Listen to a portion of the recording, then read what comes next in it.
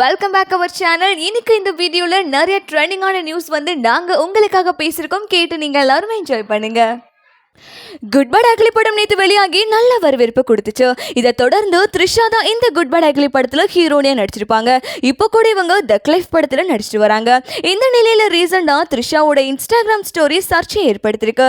சினிமாவில் இருக்கிறவங்க சர்ச்சையை சந்திக்கிறது வழக்கமான ஒரு விஷயம். அந்த வகையில த்ரிஷாவும் பல நெகட்டிவ் செய்திகளை பார்த்திருக்காங்க. ரீசெண்டா த்ரிஷாவையும் விஜயையும் தொடர்பு படுத்தி சில பேர் தவறா பேசிட்டு வராங்க. அது மட்டும் இல்லாம நயன்தாரா ஃபேன்ஸ் த்ரிஷா அவங்க PR மூலமா நயன்தாராவை தாக்கி நிறைய போஸ்ட் போட வைக்கிறாங்கன்னு இப்போ ரீசெண்டா ரிலீஸ் ஆன நயன்தாரா படமான டெஸ்ட் படத்துல கூட த்ரிஷா ஃபேன்ஸ் நயன்தாரா நடிப்பு நல்லா இல்லைன்னு சொல்லிட்டு வராங்க. இதெல்லாம் த்ரிஷாவோட வேலை தான் எல்லாரும் சொல்லிட்டு இருக்காங்க. இதை தொடர்ந்து த்ரிஷா சோஷியல் மீடியால ஒரு போஸ்ட் ஒன்று போட்டிருக்காங்க.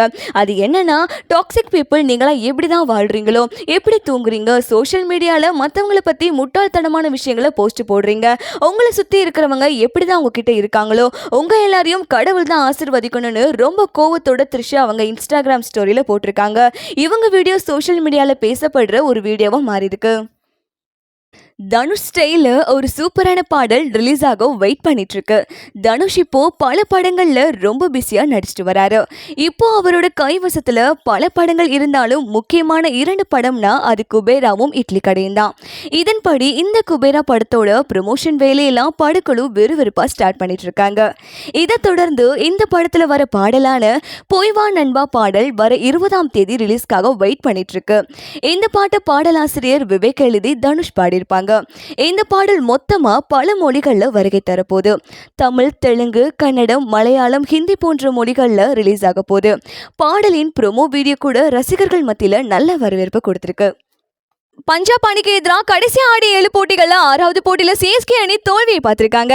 ஆனாலும் போன போட்டிகளை விட இந்த போட்டிகளில் CSK அணி ஆட்டம் நல்லா இருந்திருக்கு. டெவான் கான்வே, ரச்சின் ரவீந்திரா, சிவம் தூபே, தோனி இவங்க பேட்டிங்லாம் செம்ம மாசா இருந்திருக்கு. CSK அணியில பிரபல வீரரான விஜய் சங்கர் விளையாடிட்டு வராரு. இவர் இடத்துல இளம் வீரரான வன்ஸ் பெடிய CSK அணி களம் இருக்க போறாங்க. இவரை மெகா ஏலத்துக்கு 55 லட்சத்துக்கு வாங்கியிருக்காங்க. இவர் விக்கெட் கீப்பர், பேட்ஸ்மேன், தாராளமான ஓவருக்கு 15 இருந்து 20 ரன்களை விளாசக்கூடியவர். குறிப்பா ஸ்பின்னர்கள் ஆட்டத்தை அட்டாக் செஞ்சு அடக்கக்கூடியவர். அதனால விஜய் சங்கருக்கு பதிலாக ஒன்ஸ் பெரிய களம் இருக்க போறாங்க.